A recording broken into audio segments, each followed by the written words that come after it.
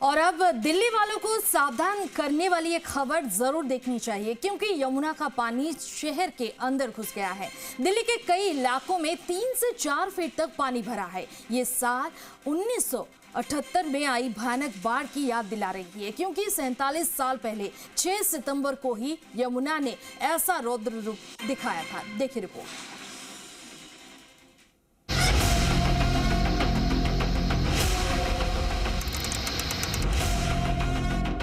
मंदिर डूब गए, मेट्रो स्टेशन डूब गए, मकान दुकान सब जलमग्न है। यहां तक कि राहत शिविर भी पानी से भरा हुआ है। और तो और अब तो विकराल होती यमुना की धार ने दिल्ली सचिवालय की ओर कूच कर दिया है। तो क्या यमुना नदी का बढ़ता पानी देश की राजधानी दिल्ली को डुबो देगा? क्योंकि भारी बारिश के बाद बाढ़ से हालात खराब हैं।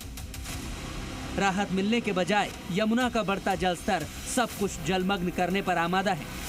दिल्ली सिविल लाइंस इलाके में यमुना का पानी भरने से स्वामीनारायण मंदिर के अंदर तक पानी पहुंच गया है। कई फीट पानी सड़कों पर भरा है। ऐसे में मंदिर और उसके आसपास घर और दुकानें भी जलमग्न हैं। कई जगहों पर तो 10 से लेकर 15 फीट तक पानी भरा है। ऐसे में लोगों को रेस्क्यू कर वहां से निकाला जा रहा है। खतरे का निशान होता है 205.33 के ऊपर और फिलहाल पानी का जो स्तर है वो 207 मीटर के पार है। इस वक्त मेरी मौजूदगी यमुना बाजार इलाके में और यहाँ पर भी पानी अब खतरे के निशान से ऊपर है। एनडीआरएफ की बोट में हम बैठे हुए हैं और जो ऑफिसर हैं तमाम साथ ही एनडीआरएफ में काम करने वाले लोगों को रेस्क्यू करने का काम कर रहे हैं।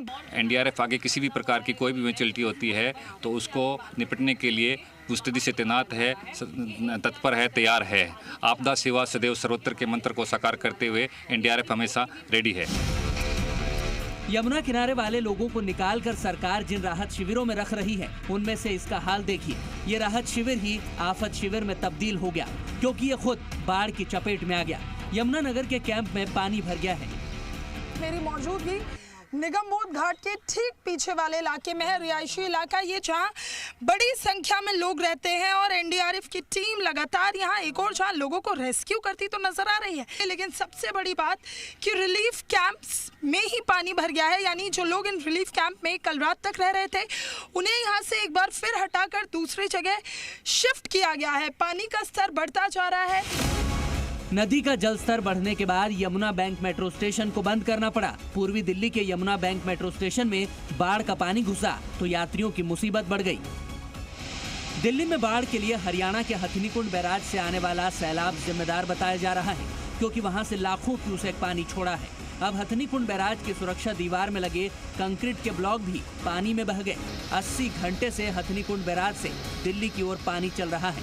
बैराज के सभी गेट खुले हुए हैं, मतलब खतरा अभी खत्म नहीं हुआ है। दिल्ली ही नहीं, पूरे एनसीआर में बाढ़ जैसे हालात बनते जा रहे हैं। ये तस्वीरें हरियाणा के फरीदाबाद की हैं। यहाँ यमुना के किनारे बसे दर्जनों गांव में पानी घुस गया है। इस वजह से दिल्ली से सटे फरीदाबाद के दर्जनों गांव बाढ़ की चपेट में आ गए। खेतों में पानी भरने की वजह से किसानों की कई एकड़ में खड़ी फसल बर्बाद हो गई। आप देखेंगे कि मेरे घुटनों तक पानी है। यहाँ देखेंगे यह जो कुछ नहीं दिखाई दे रहा, हरे हरे घास के जो तिनके दिखाई दे रहे हैं, यह धान की खेती थी और कई एकड़ में यहाँ पर खेती हुई है, जिसमें बाजरा है, धान है, ज्वार है, मेथी है, पालक है, मूली है। तो यहाँ पर किसानों का काफी नुकसान हुआ है। हम बात करेंगे, यहाँ पर कुछ किसान खड़े हैं हमारे साथ। बाबू जी, क्या नाम है आपका? पान सिंह। कितने का नुकसान माना जाए आपको इसमें? इसमें ये करीब 1.5 से 2 लाख का तक नुकसान है ही है। किसान परेशान है, ग्रामीण परेशान है, शहरी भी परेशान है, क्योंकि इंद्र देवता ने आसमान से ऐसी आफत बरसाई कि जमीन पर सैलाब का कब्जा हो गया। सरकार और सिस्टम इसके आगे बेबस हैं, क्योंकि कुदरत का क्रोध और नदियों की उफनती धारा पर किसी का जोर नहीं चलता। ब्यूरो रिपोर्ट, जी मीडिया।